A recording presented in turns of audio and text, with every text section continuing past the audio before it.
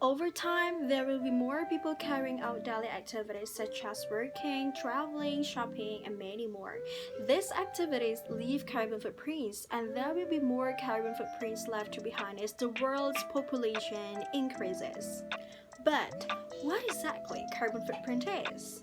Carbon footprint is the total amount of greenhouse emission gases which is dominated by carbon dioxide produced by human activities released and trapped in the atmosphere.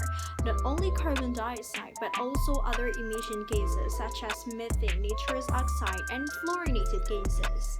Excessive carbon footprints can cause global warming, which is very harmful for Earth and the creatures in it, including humans. It causes climate change, the melting of polar ice caps, the increasing of sea levels, and even the death of ecosystems. Many global activists react to this problem by calling for action to reduce and even remove the carbon footprints. Besides, a few international agreements have been made regarding to the reduction of carbon footprints such as Kyoto Protocol and Paris Agreement. However, the question is, can this carbon footprint disappear until we can live in zero carbon footprint?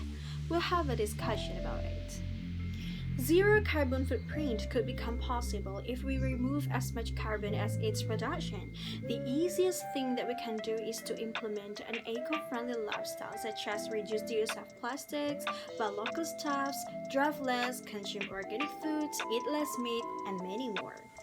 Furthermore, recent analysis from the Nature Conservancy and the World Resources Institute Foundation say that stopping deforestation, improving and restoring forests are the most cost-effective way to reduce 7 billion metric tons of carbon dioxide per year, equivalent to the emissions from 1.5 billion cars. Forests provide oxygen which can cover carbon dioxide. It is because, unlike other living things, plants absorb carbon dioxide and produce oxygen in the process of photosynthesis. So, let's take an example.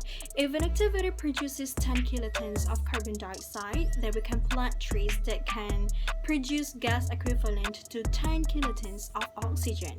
When totaled, 10 kilotons of carbon dioxide minus 10 kilotons of oxygen produces zero carbon. On the other hand, creating zero carbon footprint is not as easy as saying the solutions. There are few things that must be considered. First, humans use supporting tools to facilitate their activities.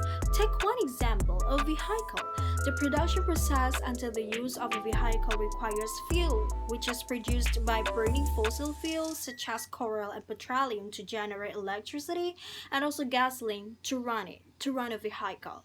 So these things leave carbon footprints. Furthermore, human existence has actually left carbon footprints. The birth process requires technology to help mothers give birth to their children, which requires fossil fuels as a power plant to generate electricity.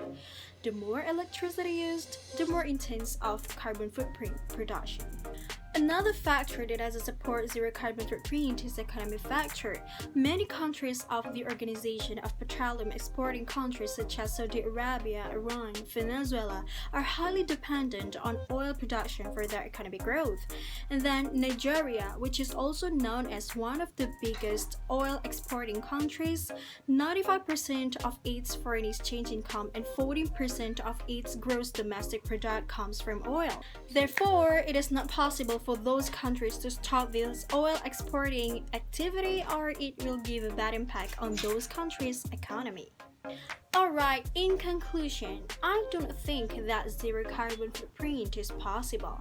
As Tobing, the environment system manager of the Unilever Indonesia Foundation, said that humans leave carbon footprints no matter how small their activities are.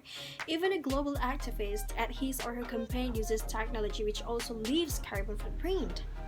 Even though we carry out activities to reduce carbon footprint, such as reduce the excessive use of electricity, reduce the factory production activities, and so on and so forth, it will only reduce the carbon footprint, not erase or remove the carbon footprint itself.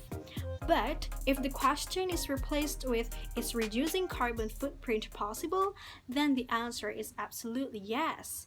And we have to take this together as our responsibilities. Alright, we're at the end of our discussion about zero carbon possibility.